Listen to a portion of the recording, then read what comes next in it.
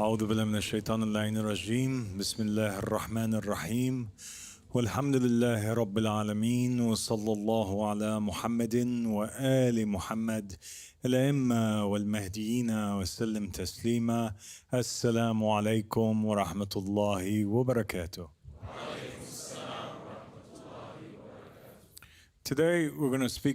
Aujourd'hui, nous allons parler d'un sujet incroyable, un sujet dont ont d'ailleurs parlé beaucoup de prophètes et de messagers,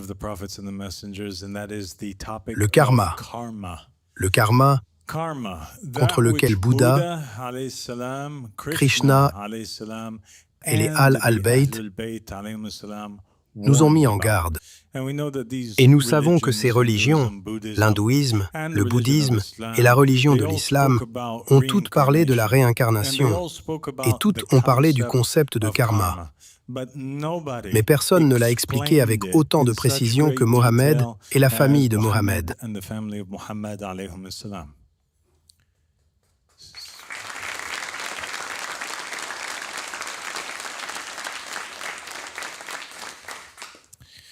Presque toutes les religions enseignent que vos actes ont des conséquences. Comme nous l'avons vu dans la dernière conférence sur les savants non œuvrants, pour leurs actes aussi, il y a des conséquences. Presque toutes les religions enseignaient ou enseignent qu'il faut traiter autrui comme on voudrait être traité. Kama tadin tudan.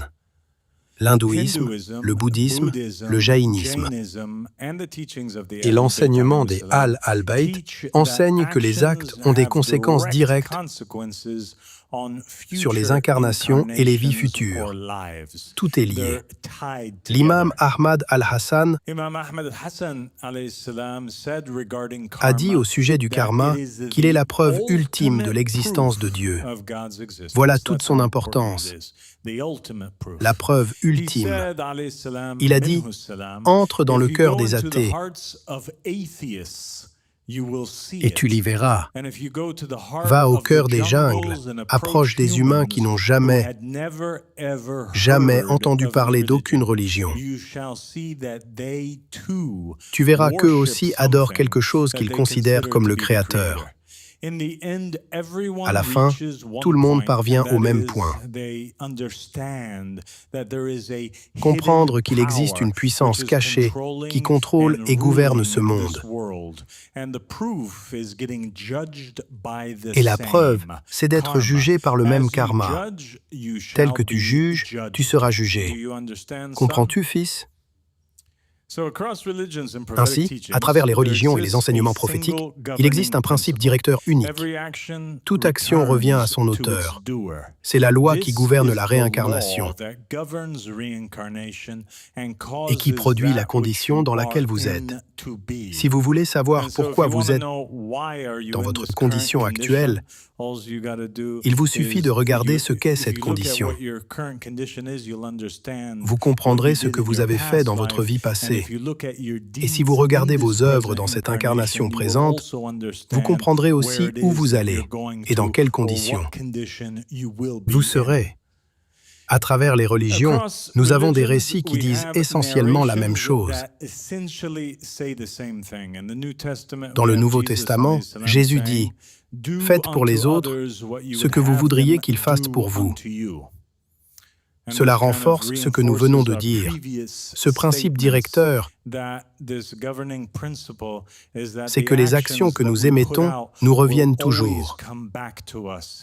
Jésus dit donc, ne faites que ce que vous êtes prêts à recevoir, car ce que vous émettez reviendra vers vous. Il reconnaît ce principe directeur. La Torah dit « Aime ton prochain comme toi-même ». Même sens, autre mot. Vous avez aussi le prophète Mohammed qui dit « Nul d'entre vous ne croira vraiment tant qu'il n'aimera pas pour son frère ce qu'il aime pour lui-même. » Encore la même parole, dite autrement. Dans l'hindouisme, nous avons cette parole. Ne fais pas aux autres ce qui te ferait souffrir si on te le faisait. Exactement la même chose. Comment et pourquoi tous ces gens, à travers toutes ces religions, ces cultures différentes, ces régions différentes de la Terre, disent-ils la même chose s'ils n'avaient pas reconnu une seule et même vérité ? Dans le bouddhisme, il est dit « Ne traite pas les autres d'une manière que tu trouverais blessante ». Encore la même chose. Le confucianisme, ce que tu ne veux pas qu'on te fasse, ne le fais pas aux autres. C'est fou, non ? Le taoïsme considère le gain de ton prochain comme ton gain et la perte de ton prochain comme ta perte. Exactement le même principe, une fois encore. Et ici, dans la Bhagavad Gita, ces images et ces enseignements sont exposés. Cette idée que les êtres humains cultivent une certaine conscience, une conscience qui ressemble à celle des animaux ou à celle d'un être éveillé. Si votre conscience est comme celle d'un animal, eh bien, c'est cela que vous deviendrez. C'est en cela que vous serez transportés. Ceux qui se comportent comme des porcs finiront par se réincarner en porcs. Ceux qui se comportent comme des tigres finiront par se réincarner en tigres. Et nous avons cette image ici. Elle vient du livre lui-même. Elle dit « Les tueurs d'animaux ne savent pas que dans le futur, l'animal aura un corps apte à les tuer. » C'est la loi de la nature. La même idée donc, ce que vous émettez reviendra inévitablement vous hanter ou vous sera fait. Ils insistent, tous ces prophètes et ces messagers insistent sur cette clé qu'il faut comprendre. Si vous voulez traverser la vie en sécurité, vous devez respecter ce principe. Bien. Nous allons maintenant examiner une autre conversation entre l'imam al-Sadiq et al-Mufaddal ibn Umar, dans laquelle il éclaire cette idée du karma. Saad, ô Mufaddal, que ton Seigneur a des volontés et des manifestations qu'il fait paraître parmi sa création. Il les révèle par moments et les dissimule à d'autres. Quand il révèle, c'est une rétribution, un paiement pour ce qu'il a dissimulé. Et quand il dissimule, c'est une rétribution pour ce qu'il a révélé. De même, quand il apparaît au monde d'en bas, sous forme humaine, chaque fois que vous lisez « monde d'en bas » ou « monde obscur », il s'agit de ce plan physique, matériel, terrestre. Le texte dit donc que chaque fois qu'il apparaît dans le monde d'en bas, ce monde physique, sous forme humaine, par manifestation, et qu'il apparaît à travers eux, une fois encore, par le concept de Tajalli, la manifestation divine, les faisant venir à l'être par lui-même. C'est une phrase très importante, car elle dit au fond que si Dieu ne se manifestait pas dans la création, il n'y aurait pas de création. Toute la création est suscitée par sa présence, sa manifestation au sein de la création. C'est pourquoi des récits affirment que si l'imam venait à être absent, la création s'effondrerait sur elle-même. Il entre donc littéralement dans la création, leur donne l'être à tous. Et ensuite, que fait-il ? Il les appelle à l'être par lui-même, mais il nie leur transformation vers la Masukiya, l'état de métamorphose. Ils nient et ils deviennent masques. C'est un paiement pour des œuvres qui ont précédé. Ils sont ainsi payés par le masque. Et de là, s'il rend le monde lumineux manifeste par son apparition avec eux sous forme humaine, c'est une rétribution d'œuvres accomplies auparavant dans le plan lumineux, d'œuvres par lesquelles ils ont mérité cette manifestation. C'est très important. Ce qu'il dit ici, en termes simples, c'est que lorsque Dieu se manifeste dans la création, il fait parfois se manifester des êtres célestes, anges, êtres spirituels, gens d'en haut, qui descendent avec lui sur terre. Et chaque fois qu'il le fait, la raison, c'est le karma. Même ces anges qui descendent, c'est à cause du karma, à cause d'œuvres qu'ils avaient accomplies auparavant dans le plan lumineux. C'est pour cela qu'ils descendent. Dès le départ, un système karmique est donc à l'œuvre. Quand il cache quelque chose, il révèle. Quand il révèle, il paie en retour par le voilement, etc. Quand il fait venir les gens à la manifestation, quand il les met dans le masque, tout cela, c'est à cause du karma, à cause d'œuvres antérieures. De même, dit-il, quand il apparaît au monde inversé, le plan d'ici-bas, parmi les gens du déni et de la mécréance, quand Dieu se manifeste à eux, leur apparaît, les fait venir à l'être par son essence, leur montre lui-même et les appelle à le reconnaître, à se soumettre à son voile et à sa porte, alors se produit chez eux ce qui s'était déjà produit, le déni, le refus d'obéir à son voile et à sa porte, le rejet et la mécréance envers lui et envers sa porte. C'est donc un cycle qui se répète, encore une fois. Ils avaient déjà passé cette épreuve. Il les fait venir à la manifestation, il leur donne l'être sous une forme nouvelle par son essence, puis il les appelle vers lui.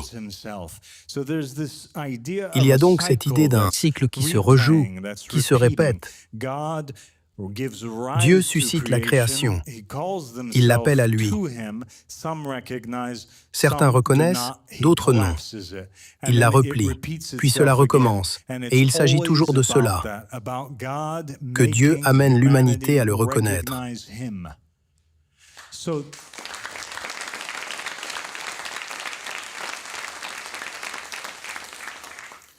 Ces gens qui mécroient avancent donc vers la Masukiya. Alors chacun de ceux qui avaient existé auparavant devient porteur de celui qu'il avait porté avant. Le tué est tué par celui qui l'a tué. Le possédé devient le possesseur de celui qui le possédait, jusqu'à ce que le monté monte le cavalier.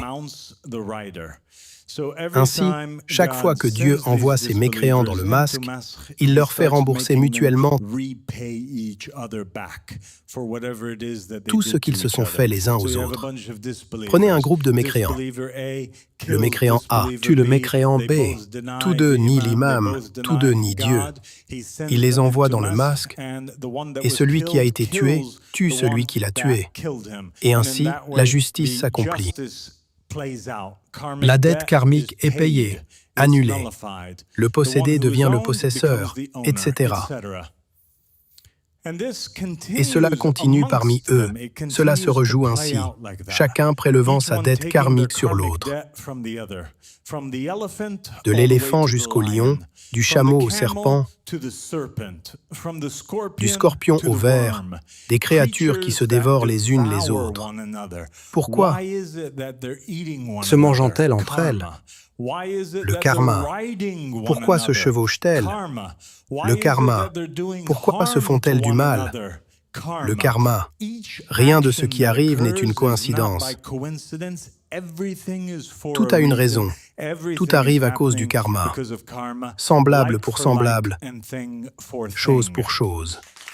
Si le monde inversé, ce monde à l'envers, c'est bien ce que dit. If the inverted world, this backwards world is basically what it says in Arabic. L'arabe, ce monde à rebours, car c'est un monde surtout fait de mécréants. Si ce monde inversé comprenait ce que vous entendez maintenant, s'il reconnaissait vraiment ce discours qui est le mien, ils se prendraient eux-mêmes en pitié. Ils réaliseraient que la précaution que l'homme prend contre les bêtes les fauves, les oiseaux et les rampants, toutes les formes de masques, est en réalité une précaution envers lui-même. La bonté qu'il leur témoigne, c'est à lui-même qu'il la témoigne. Et le mal qu'il leur inflige, c'est à lui-même qu'il l'inflige. Ainsi, certains moines, dans diverses religions, sectes et traditions, sont vraiment extrêmes, au point de veiller à ne pas même écraser un insecte, à ne pas tuer une bestiole, à ne pas piétiner inutilement une plante. Et la raison en est ce que l'imam al-Sadiq dit ici. Les gens devraient être prudents dans leur manière de traiter les animaux, car pour chaque action, vous récolterez ce que vous avez semé. Le possesseur devient le possédé. Soyez prudents même avec les bêtes que vous possédez, les animaux que vous possédez. Attention, le possesseur deviendra possédé. Et le possédé possesseur, exactement comme sur cette image. L'homme libre devient esclave, et l'esclave devient libre. Si vous avez des oiseaux en cage, prenez garde. Vous pourriez bien être cet oiseau à l'avenir. Tout cela est rétribution et remboursement mutuel de l'un envers l'autre. C'est terrifiant, n'est-ce pas ? Et ça va devenir bien plus terrifiant d'ailleurs. Ça va devenir extrêmement terrifiant, effrayant. Je veux que vous soyez tous attentifs ce soir, pour que, si Dieu le veut, vous sortiez d'ici en étant un autre être humain. L'imam al-Sadiq a dit « Et sache, ô Mufaddal, que les êtres de la Masukiya recouvrent leurs effets et leurs droits quand ils viennent à l'être, quand ils sont ramenés à l'humanité et quand ils retournent. À la Masukiya, chaque genre est renvoyé dans une forme de son espèce selon la catégorie qu'il a méritée, que ce soit par le nasque, le fasque, le rasque, le masque ou le wasque. Rappelez-vous, nous avons dit que le nasque est la transformation en... Au fond, ce que cela dit, c'est que toute personne qui finit dans l'un de ces états conserve les mêmes attributs, les mêmes caractéristiques et le même karma. Elle les emporte avec elle, sous n'importe laquelle de ces formes. Le nasque, disions-nous, c'est se transformer en humain, se réincarner en humain. Le fasque, c'est se réincarner en plante ou en arbre. Le rasque, c'est se réincarner en métal ou en pierre. Le masque, en animal. Et le wasque, disions-nous, a deux sens. Les insectes ou bien ces substances, comme le pétrole ou tout ce qui sort de la terre. Si le fer, voilà l'étendue de la dette karmique, si le fer a un jour été coupé par le fer à une certaine époque, alors ce qui a été coupé reviendra à une autre époque et une autre ère, jusqu'à couper celui qui l'a coupé.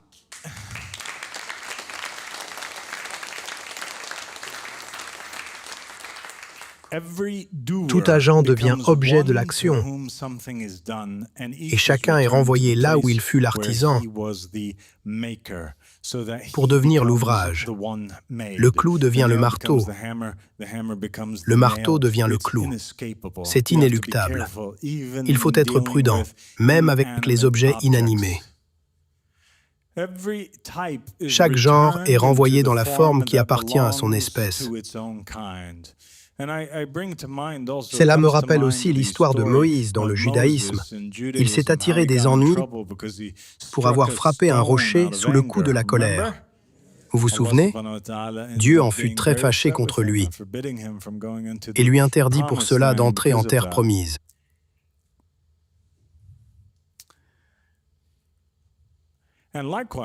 Et de même, la pierre est coupée par le fer. Le fer est donc renvoyé à la pierre, et cette pierre est renvoyée au fer, jusqu'à ce qu'elle le coupe. Exemple pour exemple, cela pour cela. Et tout ce qu'il y avait de plomb, de cuivre, d'argent ou d'or est renvoyé à l'état où il subit ce qu'il a fait. jusqu'à ce que cela s'achève et que chacun prenne de chacun.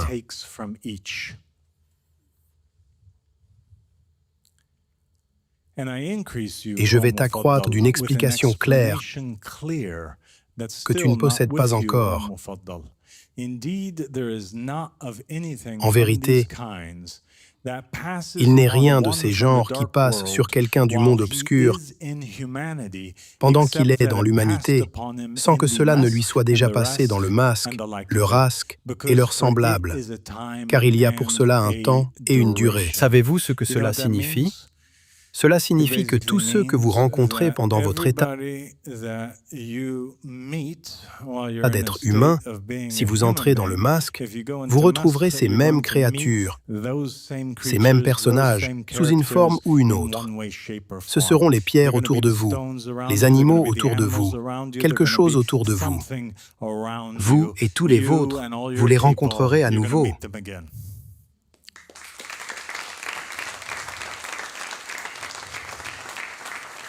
Il renvoie tout cela de l'humanité au masque, du masque au rasque, et du rasque à l'humanité de nouveau. Ainsi, celui qui a subi prend l'état de celui qui a agi sur lui. Exemple pour exemple, quiconque était humain et fut coupé par des pierres de fer, des balles, en somme, quiconque fut atteint par ces petites pierres de fer, ces balles, alors les pierres deviennent fer, l'humain pierre, et le fer humain. Le coupé coupe le coupeur. Le fer devient pierre et coupe le coupeur. Les balles deviennent un jour des êtres humains, et elles tirent sur la personne qui fut la balle, pour avoir tiré sur elle au départ. Vous comprenez ?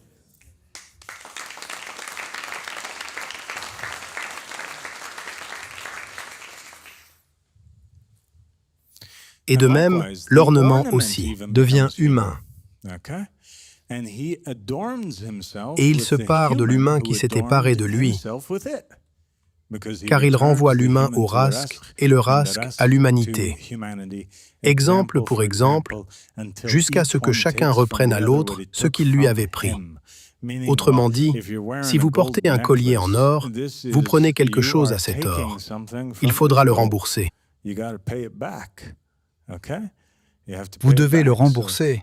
Tout comme vous l'avez porté, il devra vous porter aussi. C'est la justice de Dieu. Regarde donc les rangs du monde obscur et leurs incarnations dans l'humanité. Il en est un à qui une grande station a été faite et qui ne se pare, pour ainsi dire, d'aucun ornement, alors que s'il voulait qu'il y ait sur lui tout ce qu'il désire, cela serait. Et il en est parmi eux qu'on prend pour plat et pour coupe, pour manger et boire, et tout cela leur arrive comme ils l'ont fait. Vos coupes, vos assiettes, furent peut-être un jour des êtres humains qui ont mangé de vous. Et maintenant, c'est vous qui mangez d'eux. Et ce passage-ci est important. Il y affirme au fond que parfois, voici une preuve pour vous, il dit, parfois des gens sont élevés à une grande station. Ils deviennent très riches, par exemple. Ils ont beaucoup d'argent. Ils pourraient porter tout l'or, l'argent et les joyaux qu'ils voudraient. Et pourtant, ils ne le font pas. Et en vérité, ô Mufaddal, tu trouves aussi dans ce monde inversé tel homme qui ne possède qu'un seul dirham, un homme extrêmement pauvre. Et pourtant ce pauvre est l'inverse du riche qui choisissait de ne porter aucun bijou. Ce pauvre, bien qu'il n'ait qu'un seul dirham et qu'il ait cruellement besoin de nourriture, se prive de ce dirham et en fait une bague qu'il porte au doigt afin de recouvrer pleinement ce qui lui revient sur cette bague. La raison pour laquelle le pauvre est contraint, il trouve simplement en lui cette inclination à ne pas dépenser ce dirham. Il veut en faire une bague. Il sent qu'il le doit. c'est qu'une dette karmique est en train de se jouer. Il est forcé de porter la personne qu'il a portée auparavant. Le riche, lui, s'il n'a pas de dette karmique, ne portera rien, eût-il tout l'argent du monde. Vous saisissez ?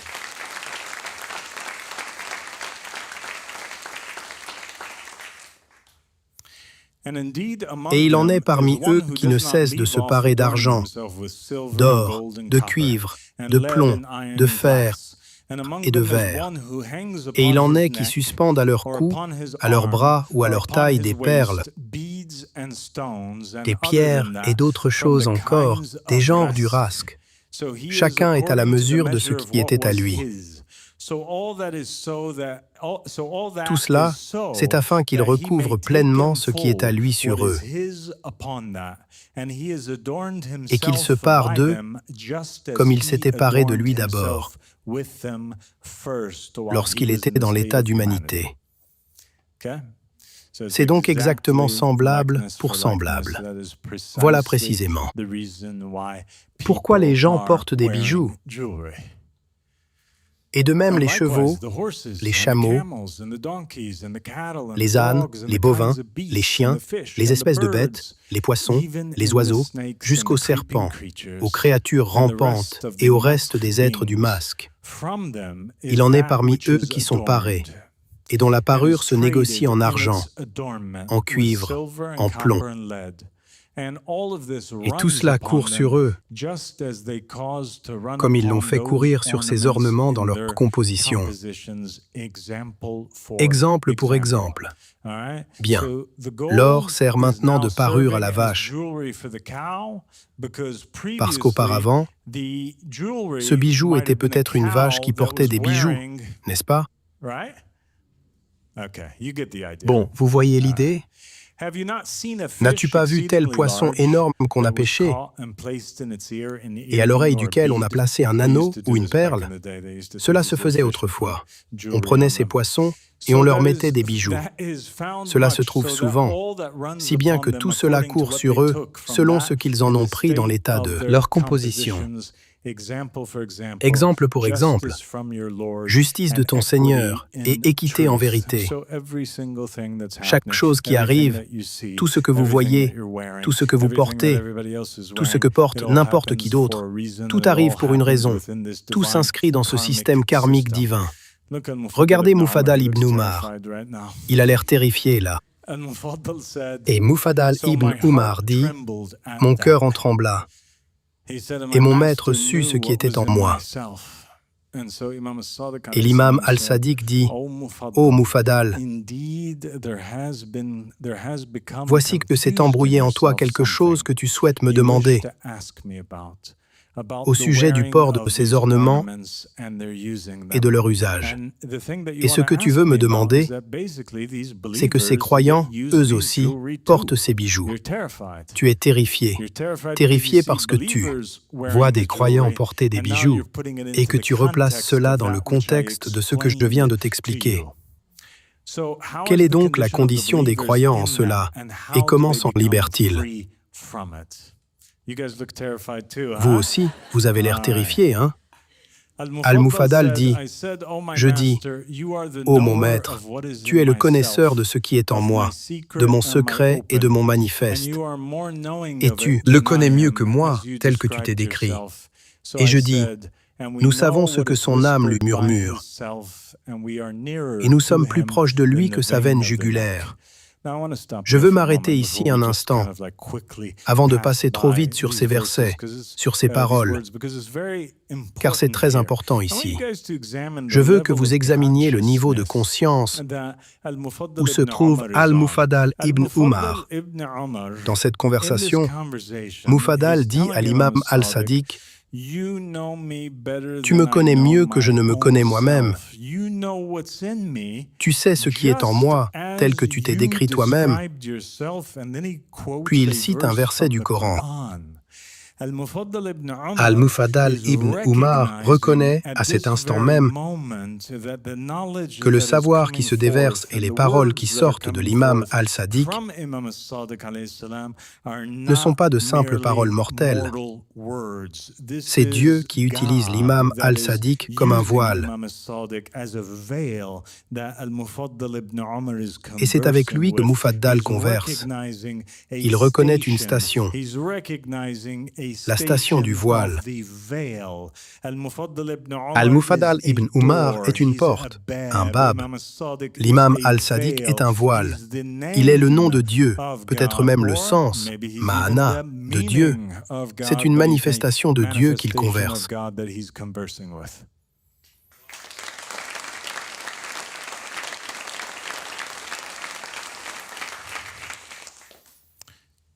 Notre maître dit alors, « Ô Mufaddal, les croyants n'entrent en rien de tout cela, et rien de tout cela ne court sur eux. Tout cela est pour les croyants licite et sans restriction dans les deux mondes, le supérieur et l'inférieur. »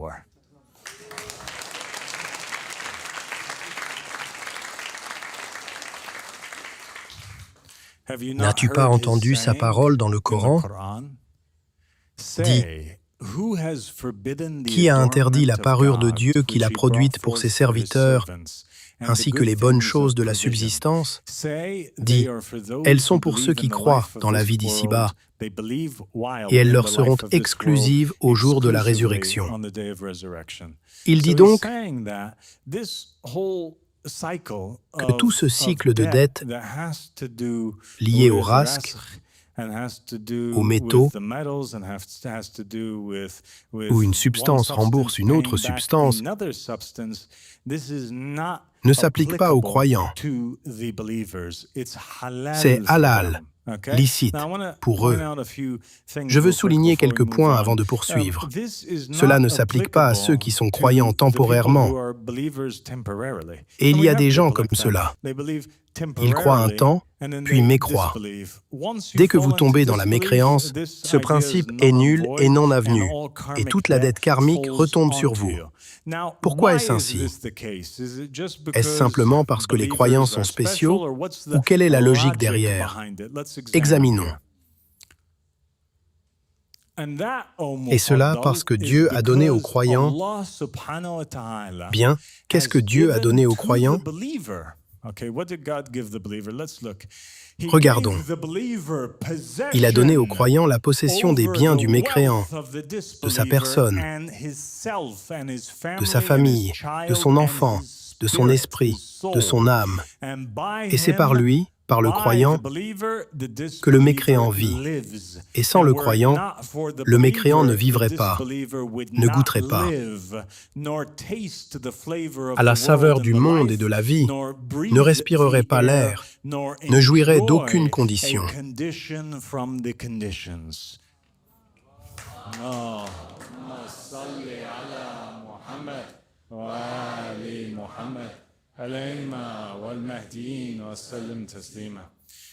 Souvenez-vous du prophète Mohammed, des paroles des Ahl al-Bayt et de cette idée que nous avons. Toi, tes biens, ta santé, ta femme, tes enfants, tout appartient à l'imam. Ton maoula, maître, a autorité et possession sur toi et sur tout ce que tu es, n'est-ce pas? Vous avez aussi ces paroles arabes, ces hadiths, disant en substance, « Toi et tout ce que tu possèdes, vous appartenez à ton Père. » Ici, Dieu prend les croyants et les place sous l'autorité de l'imam. L'imam les possède, puis l'imam a donné tous les mécréants aux croyants, avec tous leurs biens.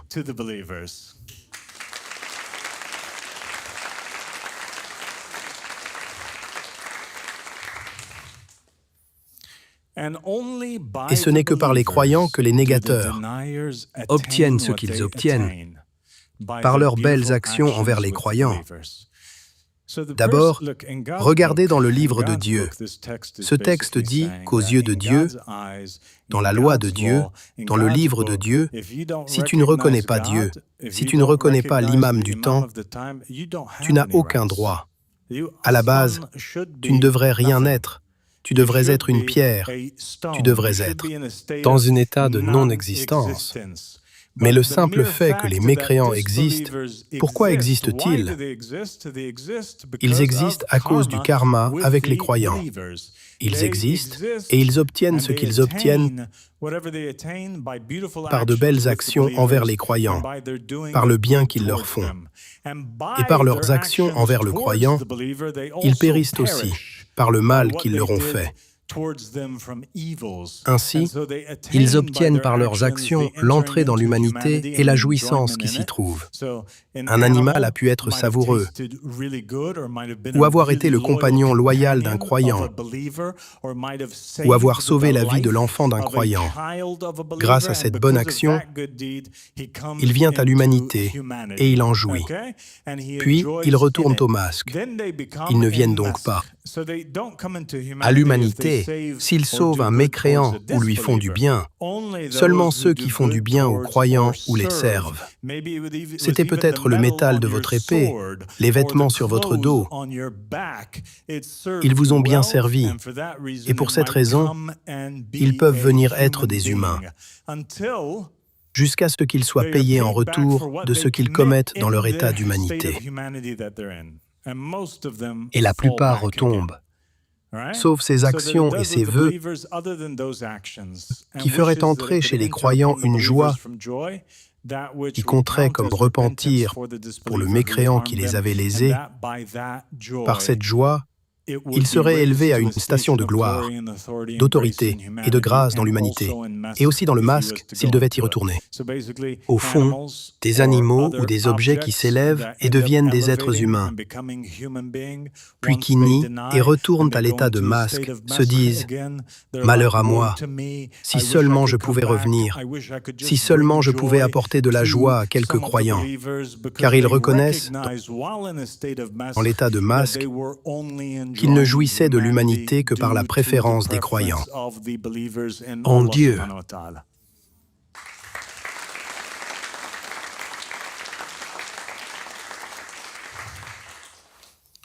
Oui, ô Mufaddal, et par les croyants, et par leur horrible conduite envers eux, ils périssent, et il leur advient ce qui advint dans l'humanité et dans le masque. Et il est dévoilé aux êtres du masque que ce sont leurs actes envers les croyants qui ont amené cela sur eux. Ainsi, les animaux, dans le masque, savent pourquoi ils y sont. Ils savent que la raison n'était pas seulement d'avoir été un tyran, mais d'avoir été un tyran envers tel ou tel croyant précisément. Par cela, ils pourraient être ramenés à l'humanité pour accroître leurs bonnes actions. Ils souhaitent donc être ramenés à l'humanité pour multiplier leurs bonnes actions envers les croyants. Mais quand ils sont ramenés à l'humanité, ils multiplient les laides actions envers les croyants. Dans leur état d'animal, ils se souviennent, ils regrettent, ils veulent revenir, ils veulent lécher les pieds des croyants. Mais quand ils reviennent comme êtres humains, avec une seconde chance, ils oublient de nouveau. Et leur vraie nature, hideuse, ressort. Cette conduite les renvoie une fois encore à l'état de masque, encore, et aussi dans d'autres états, comme le wasque et le rasque. Car chaque fois qu'ils sont ramenés à l'humanité, ils oublient l'unicité de leur maître et transgressent contre ses préférés. Ils oublient que Dieu est et que le vrai monothéisme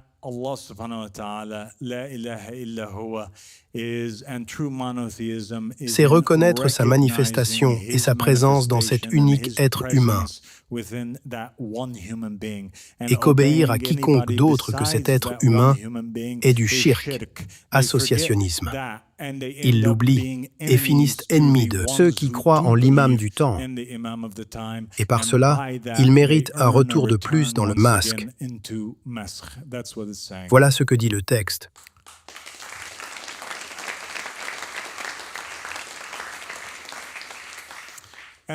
Et ce croyant, s'il possède le mécréant dans l'humanité, dans le masque et dans le rasque, il n'est pas tenu de leur payer un dû, ni de devoir compensation envers ses préférés. Il le renverse donc dans le masque et dans le rasque. encore et encore. Qu'est-ce que cela dit? Au passage, nous avons fait une traduction presque littérale du texte, donc c'est parfois un peu difficile à comprendre, mais je vous l'explique ici. Ce que l'imam dit au fond, c'est que si un croyant possédait un animal, de l'or, ou une autre créature sous une autre forme, alors que s'il n'était pas croyant, il devrait une dette à cette créature. La créature le sert, mais non en vertu d'une dette karmique. Le croyant ne lui doit rien. Aucune dette ne s'accumule jamais sur un croyant envers une créature qui se trouve dans l'un de ces états, parce que le croyant ne doit rien au non-croyant. Le non-croyant n'existe que par amour du croyant, de la même façon que toute l'existence n'existe que par amour de Mohammed et de la famille de Mohammed.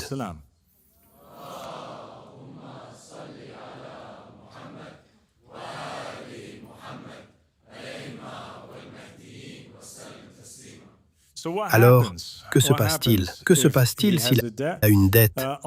Dieu inverse la chose. Il fait passer cette créature par divers états, et elle est châtiée davantage encore par les mains des croyants.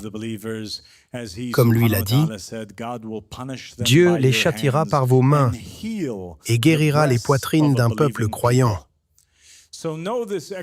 Connais donc cette explication, rends-la claire, comprends-la et saisis-la, car je t'ai mené sur le chemin de ton Seigneur, et je t'ai imposé d'y astreindre ta personne et ta famille, et d'user de tout ce que je t'ai expliqué, commandé et fait connaître, et de l'expliquer à ceux qui sont au-dessous de toi, s'ils en sont dignes, et de leur commander d'en user avec intelligence. Et il ne s'accomplira ni pour toi, ni pour ta famille, l'unification de ton Seigneur, qu'en établissant cela, en l'acceptant, en établissant ses conditions, en agissant par lui et par ses conditions, et en l'affirmant. Au fond, vous ne serez pas un vrai croyant tant que vous n'affirmerez pas cette connaissance, tant que vous n'y croirez pas en agissant par elle, en pleine conscience, exactement comme le hadith qui dit « N'est pas des nôtres qui ne croient pas en la raja, le retour ». Ils ont fait de la croyance en la raja une condition de la foi en l'imam du temps. La même chose s'applique ici. Bien. Nous allons maintenant entrer dans des choses assez lourdes, assez sombres, et je crois qu'il y a là beaucoup de leçons pour vous tous. Accrochez-vous. Ceux d'entre vous qui sont mariés, qui ont une épouse, des enfants, soyez attentifs. Et sache que ton maître a fait courir les affaires dans l'humanité, les a fait venir à l'être, les a menées, les a mesurées et les a rendues contraignantes. Elles courent donc sur leur voie et selon leur rang. Rien n'est une coïncidence. Les choses arrivent dans l'humanité et tout arrive pour une raison. C'est que tu peux voir dans le monde obscur tel homme qui marie et donne en mariage ses filles, ses sœurs, ses mères, et de même tu les trouves dans le masque. C'est que tu vois tel homme marier sa mère à un homme, sa sœur à un homme, et tel autre marier sa mère, sa sœur et sa fille à un autre. Et de même tu les vois.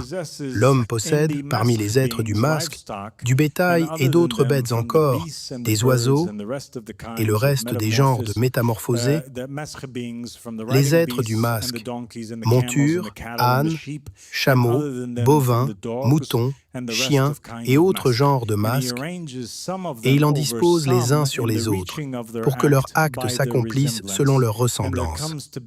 Et il advient d'eux ce qui advient, et s'accomplit dans l'humanité. Procréation, union mutuelle et reproduction.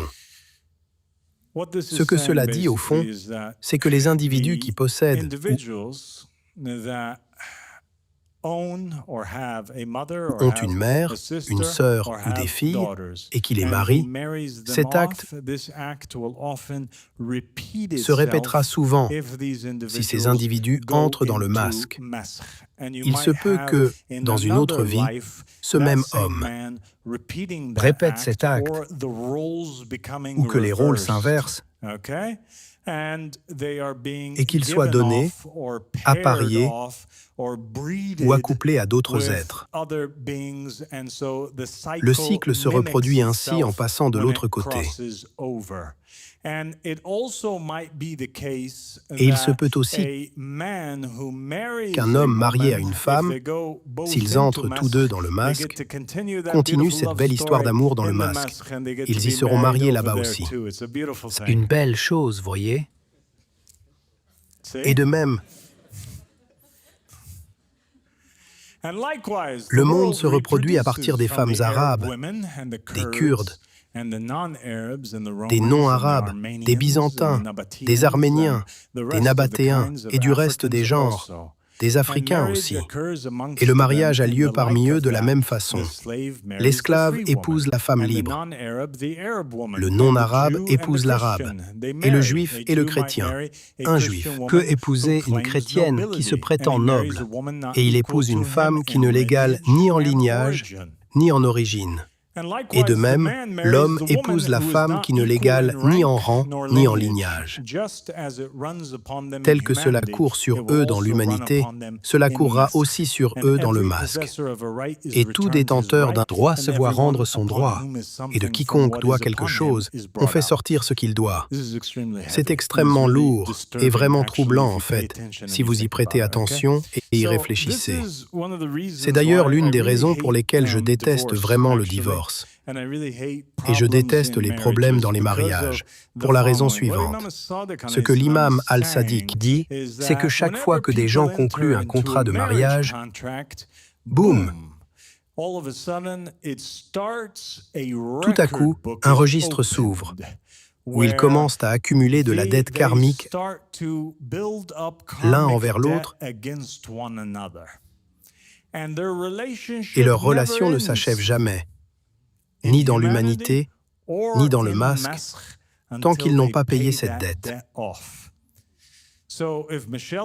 Donc si Michel est marié à Rida, si Zainab est mariée à Mahmoud, si Dr Yasmine est mariée à Sajid, ce sera Sajid, puis Sajid, puis Sajid, puis Sajid, puis Sajid, puis Sajid, puis Sajid, pour très longtemps, jusqu'à ce que les choses soient réparées entre eux et que la dette karmique soit éliminée.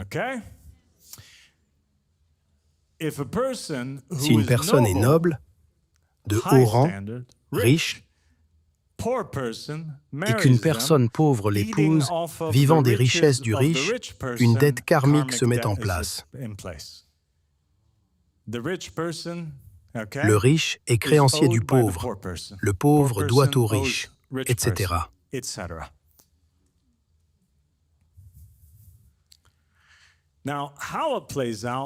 La manière dont cela se joue est fascinante et très troublante. Et de même, ô Mufadal, la femme de basse condition épouse le chrétien. De même, la noble jument arabe est montée par le vil cheval de Bath, l'étalon arabe, monte la bête de Somme, et l'âne monte la jument. C'est que le cheval était un âne, et l'âne un cheval. Et de même, cela court sur eux dans l'humanité. Le musulman épouse la chrétienne dans une incarnation, puis la chrétienne revient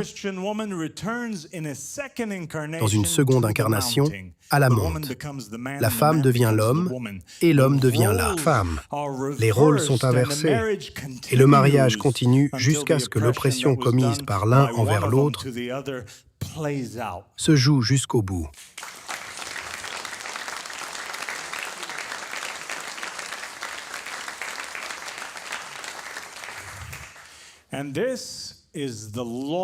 Et c'est la loi d'Abraham. Cela faisait partie de la loi d'Abraham restée cachée. L'homme revient à la féminité. Et cela se trouve aussi dans la religion du christianisme. L'homme l'épouse donc et reprend d'elle ce qui était à lui quand il était elle. Bien, que chacun regarde son épouse ou son époux et imagine à quoi vous ressembleriez dans l'autre sexe.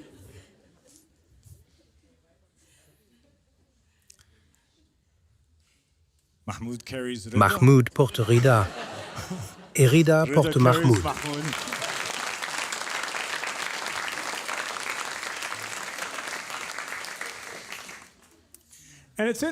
Et c'est intéressant à noter, puisqu'il est dit que cela relevait aussi de la religion du christianisme. Dans l'évangile de Thomas et d'autres sources, on trouve en effet des passages qui parlent d'échange de sexe. En voici un. Jésus vit des petits qui tétaient. Il dit à ses âmes, « Disciples, ces petits qui tètent sont semblables à ceux qui entrent dans le royaume. » Ils lui dirent, « Alors, est-ce en étant petits que nous entrerons dans le royaume ?» Jésus leur dit, lorsque vous ferez le 2-1, lorsque vous ferez le dedans comme le dehors comme le dedans, le haut comme le bas, lorsque vous ferez du mâle et de la femelle un seul être, en sorte que le mâle ne soit plus mâle et que la femelle ne soit plus femelle, lorsque vous ferez des yeux à la place d'un œil, une main à la place d'une main, un pied à la place d'un pied, une image à la place d'une image, alors vous entrerez dans le royaume, quand vous jouez les rôles l'un de l'autre. Simon-Pierre leur dit, « Que Marie sorte de parmi nous, car les femmes ne sont pas dignes de la vie. » Jésus dit, « Voici, je l'attirerai afin de la rendre mâle, pour qu'elle devienne, elle aussi, un esprit vivant, mâle, semblable à vous. Mais je vous le dis, toute femme qui se fera mâle entrera dans le royaume des cieux. »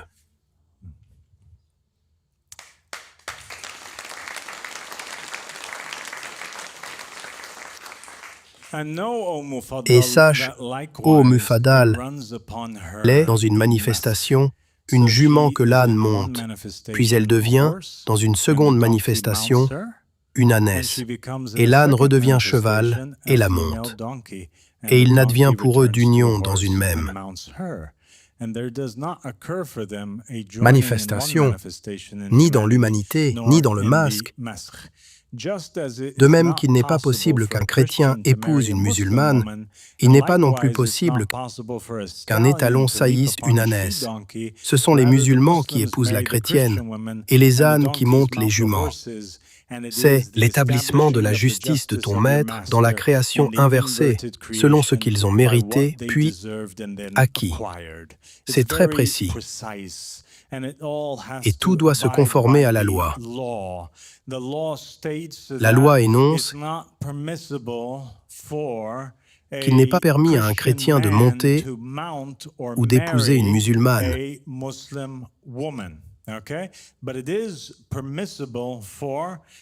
Mais qu'il est permis à un musulman d'épouser une chrétienne.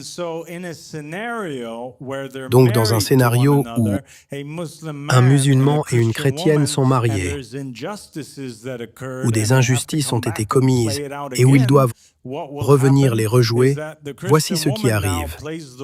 La chrétienne joue désormais le rôle de l'homme musulman, et l'homme musulman joue le rôle de la chrétienne.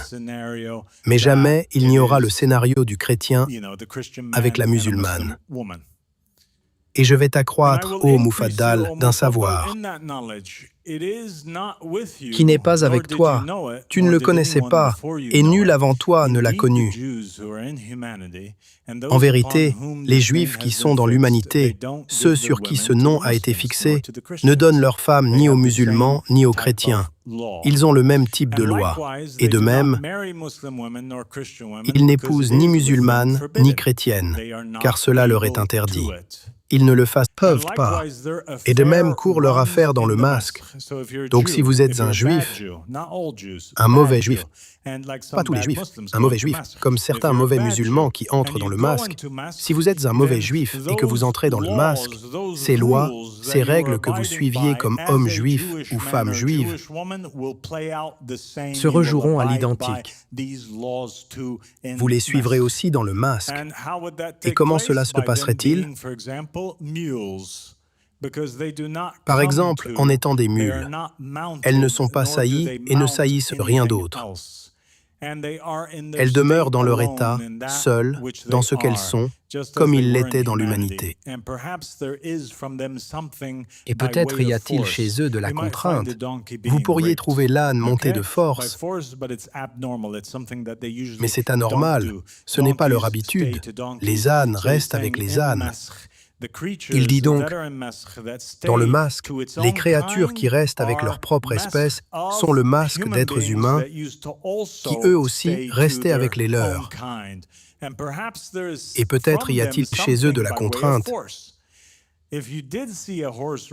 Si vous voyez un cheval forcer une ânesse ou un âne forcer une jument, ce serait dû à une fornication commise dans l'humanité. Il y aurait alors un mulet montant une jument ou un cheval montant une mule, sans descendance entre eux. Quelle est donc la conclusion? Rien n'est perdu, rien n'est oublié, rien n'est sans conséquence. Le cavalier deviendra toujours la monture. Le possesseur deviendra le possédé. Tueur devient le tué. Le paré devient la parure. La justice divine se déploie à travers les temps, les formes et les manifestations. Si l'on veut se libérer de la dette karmique, il faut être équitable et juste envers tout et envers tous. Il faut faire passer l'humanité d'abord, traiter chacun comme ça. Propre personne, traitez les autres comme vous voudriez être traités, en particulier votre époux et vos enfants. Et il y a bien plus encore dans ce discours. Je n'en ai pris qu'un extrait à partager avec vous. Mais cela vaut dans toutes les situations, Avec les parents, les enfants, la fratrie, et ainsi de suite.